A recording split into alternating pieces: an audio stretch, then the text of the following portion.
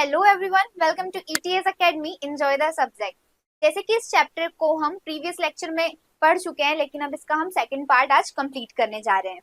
तो आज हम बात करने वाले हैं कि वैलेंसी क्या होती है एंड उसके बाद की चीजें। ठीक है, तो वैलेंसी होती क्या है? देखो, वैलेंसी क्या होती है?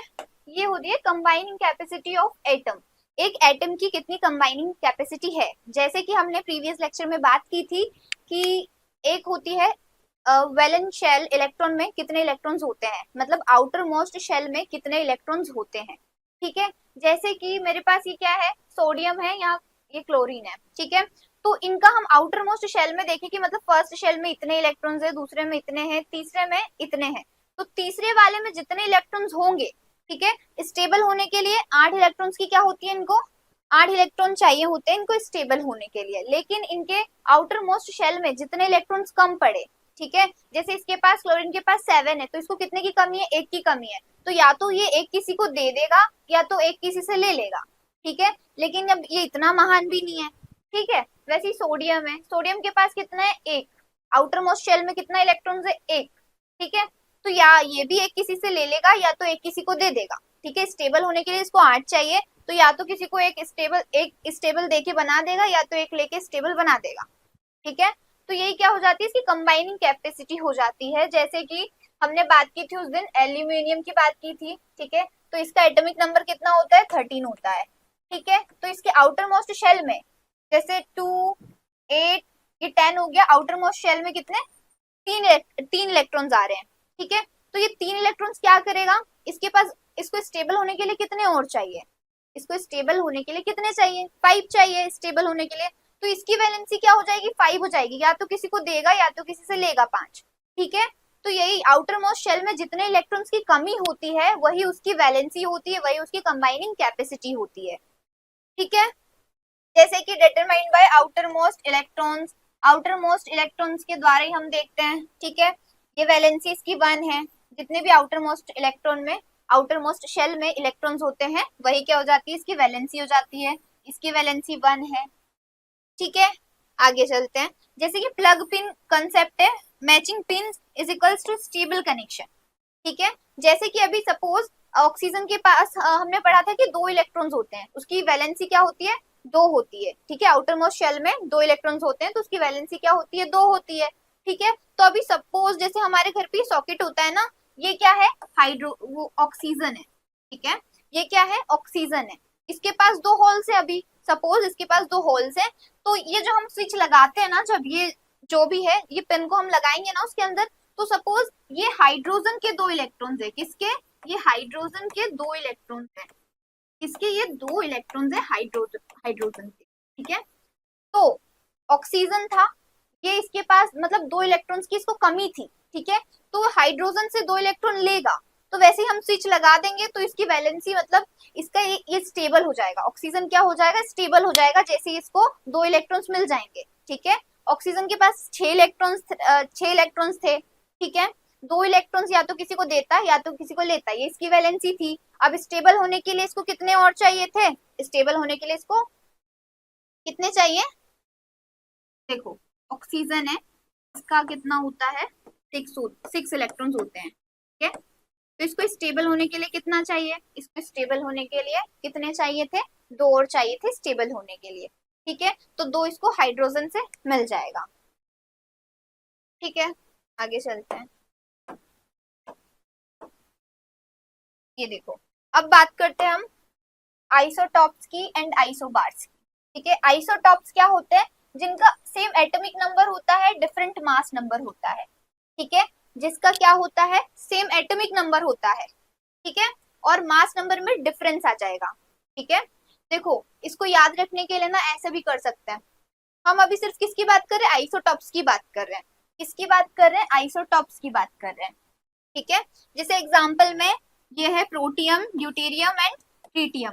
ठीक है, ये तीनों है, लेकिन इसका जो होगा एटॉमिक नंबर सबका क्या होगा, सेम होगा, लेकिन डिफरेंस किसमें आ रहा है, मास नंबर में आ रहा है। इसका मास नंबर कितना होता है, 1 होता है, इसका 2 होता है, इसका 3 होता है।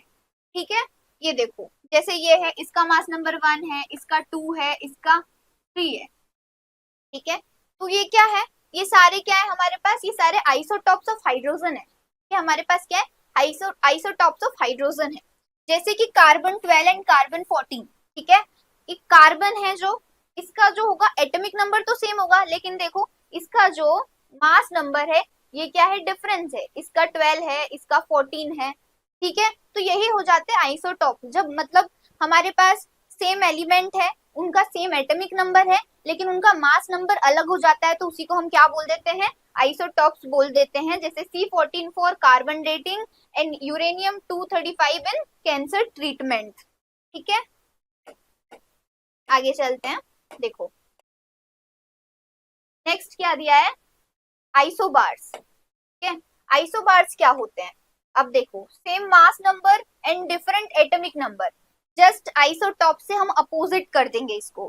ठीक है, जैसे कि एग्जांपल में ले लेते हैं कैल्शियम 14 एंड कैल्शियम 40 एंड ये है, शो नहीं हो पा रहा है, ठीक है, ये जो भी है इसका जैसे 40 है, क्या है मास नंबर, तो इन दोनों का मास नंबर है ना, तो क्या है 40 है इसका मास नंबर।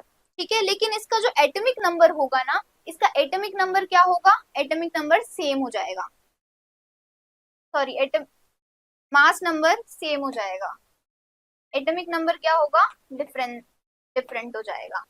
ठीक है,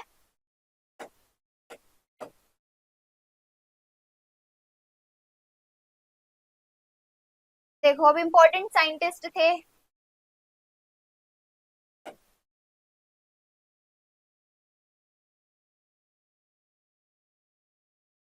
जैसे जेजे थॉमसन थे जिन्होंने इलेक्ट्रॉन की डिस्कवरी की थी, according to this chapter first scientist थे। ठीक है, इन्होंने एटम की क्या, इलेक्ट्रॉन की क्या की डिस्कवरी की। गोल्डस्टीन थे जिन्होंने प्रोटॉन प्रोटॉन की डिस्कवरी की। चैडविक थे जिन्होंने न्यूट्रॉन की डिस्कवरी की।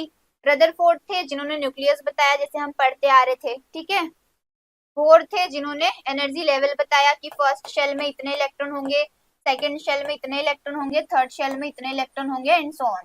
ठीक है, जैसे फर्स्ट में कितने हो सकते हैं, 2 हो सकते हैं, सेकंड शेल में 8 हो सकते हैं, थर्ड शेल में कितने हो सकते हैं, थर्ड शेल में, सॉरी क्या हो गया,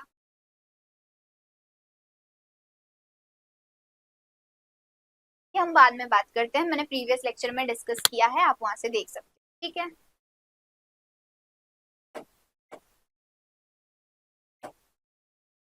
एटॉमिक मॉडल थ्रू हिस्ट्री। ठीक है, जैसे कि जॉन डेल्टन ने 1903 में क्या दिया था, एटॉमिक मॉडल दिया था। ठीक है, जैसे थॉमसन ने दिया था 1904 में दिया था।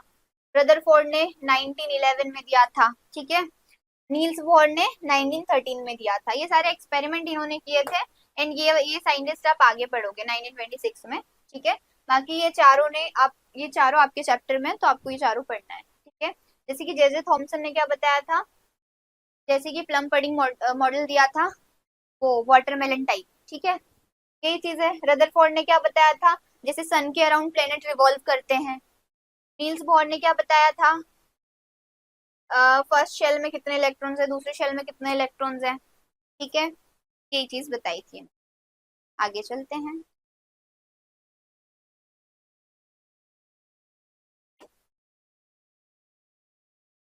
देखो एक माइंड मैप समरी है। देखो एटम है, एटम किन किन से मिलकर बने होते हैं, प्रोटॉन से, न्यूट्रॉन से, ठीक है, और इलेक्ट्रॉन से। ठीक है, मॉडल्स दिए थे, थॉमसन ने मिलकर दिए थे, रदरफोर्ड ने दिए थे, बोर ने दिए थे। टर्म्स क्या क्या इंपॉर्टेंट है, एटॉमिक नंबर हम पढ़ चुके हैं, मास नंबर हम पढ़ चुके हैं, वैलेंसी हम पढ़ चुके हैं, आइसोटॉप्स हम पढ़ चुके हैं। ठीक है, देखो इसके साथ ये चैप्टर कंप्लीट होता है। अब मिलते हैं हम हमारे नेक्स्ट वीडियो पे।